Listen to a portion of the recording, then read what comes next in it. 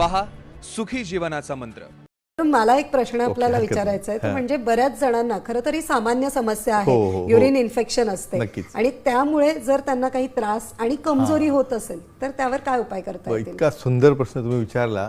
प्रत्येक व्यक्ती, स्त्री असो पुरुष असो, लाईफ टाइम मध्ये वर्षातनं एकदा दोनदा तरी तुम्हाला ह्या युरिन इन्फेक्शन मधनं बर्निंग होणे, आग होणे यातनं जावं लागतं आणि याचा कसा परिणाम होतो सांगूया आपण। प्रत्येक गोष्टी मागे विज्ञान असते। एक साधं उदाहरण सांगतो तुम्हाला। समजा तुमच्या बोटाला किती इजा झालेली आहे, मार लागलेला आहे, त्या ठिकाणी पेन होतो किंवा डोकं दुखायला लागलं आणि समोरचा पार्टनर जर म्हटलं की मला आता परफॉर्म करायचं, शक्य आहे का हो? हे शक्य नसतं। त्याच पद्धतीने सेक्शुअल हायजीन, लैंगिक स्वास्थ्य यावर मी का बोलतो? जेनेटो युरिनरी सिस्टीम कंबाईन असल्यामुळं इव्हन वीर्य आहे, सिमेन सिस्टीम आहे, त्या ठिकाणी बल्बोरेसल ग्लँड्स आहेत, त्यातनं येणारे सिक्रेशन आहेत आणि त्यातनं जाणारे युरिन आहे। याची जर तुम्ही काळजी नाही घेतली, त्या ठिकाणी बऱ्याचदा तुम्ही साधं क्लिनिंग करत नाही, त्या ठिकाणी वॉशिंग करत नाही, बऱ्याचदा समोरची स्किन मागे घेऊन तुम्हाला क्लीन करायचं देखील माहीत नसतं। कुठल्या तरी अंधाऱ्या बाथरूममध्ये तुम्ही काहीतरी आंघोळ करता आणि तुम्हाला त्या ठिकाणी कसं हायजीन ठेवावं हे माहीत नाही, तर यामुळं UTI होतं। UTI म्हणजे काय?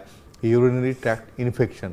कुठल्याही कारणामुळे त्या ठिकाणी जळजळ झाली, आग झाली, बर्निंग झालं, कुठल्याही कंडिशनमध्ये त्याला इरेक्शन होत नाही किंवा पेन होत असतो। आणि दुसरी महत्त्वाची गोष्ट, ज्याला डायबिटीस आहे, पुरुषाला काहीतरी इन्फेक्शन आहे, विदाऊट प्रोटेक्शन तो कॉन्टॅक्ट करतो आणि मग फिमेलला त्रास चालू होतो।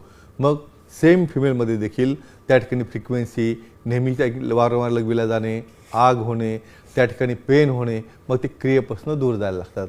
मग अशा केसेसमध्ये प्रॉपर अँटीबायोटिक्स आहेत, प्रॉपर ट्रीटमेंट्स आहेत। अल्कलाइज वॉटर यासाठी फार मोठं सोल्युशन आहे। का? कारण आपल्या युरिनची pH ॲसिडिक झाली, ॲसिडिक झाल्यानंतर त्या ठिकाणी इन्फेक्शन होतं, त्या ठिकाणी युरिन जमा व्हायला लागते। प्रोस्टेट किंवा स्टिकच्यासारखे आजार ॲडिशन असतील तर आणखी जास्त त्रास होतो। तर यामध्ये 9.5 pH, 9 pH, 11.5 pH असे वेगवेगळे वॉटर तुम्ही अल्कलाइन वापरले तर तुमचं UTI देखील तुम्हाला थांबवता येतं आणि एकदा इन्फेक्शन कंट्रोलमध्ये आलं त्या ठिकाणी नक्कीच तुमची सेक्शुअल ॲक्टिव्हिटी वाढते, दोघांचंही स्वास्थ्य नीट राहतं। आणि एक महत्त्वाची गोष्ट थोडक्यात या ठिकाणी सांगतो, कॉन्टॅक्ट झाल्यानंतर बरेच पार्टनर जागच्या जागी तसेच पडून राहतात, यामुळे देखील युरिनरी ट्रॅक्ट इन्फेक्शन होतं। महत्त्वाची गोष्ट सांगतो, तुमचा कॉन्टॅक्ट झाल्यानंतर फोरप्ले झाला, प्ले झाला आणि आफ्टर प्ले म्हणजे झाल्याबरोबर लागलीच तुम्ही निघाले पार्टनरला असून असं करायचं नसतं। त्याला एक जवळीक पाहिजे असते। 10 मिनिटांनंतर तुम्ही स्वतः वॉशरूममध्ये जाऊन त्या ठिकाणी वॉश करणं आणि युरिन पास करणं हे आवश्यक असतं। कारण का?